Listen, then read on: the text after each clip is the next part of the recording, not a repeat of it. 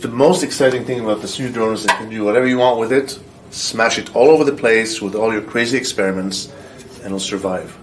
It's equipped with an Intel Aero board, which you can program through Simulink, and therefore be able to implement any type of controller you can dream of and still have it fly. That functionality, that open architecture I call it, has always been important for us from the perspective of education. Because when students interact with something, they want to know the fundamentals of it. We want them to learn the fundamentals of it so that they can design things from the bottom up. This drone was designed by a multidisciplinary team that took into account a lot of the elements here. We have, first of all, mechanical engineers, electrical engineers, controls engineers, software engineers, aerodynamicists.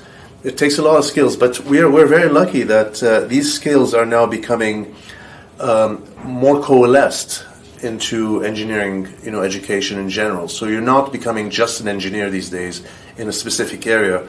It's better to become a generalist than a specialist.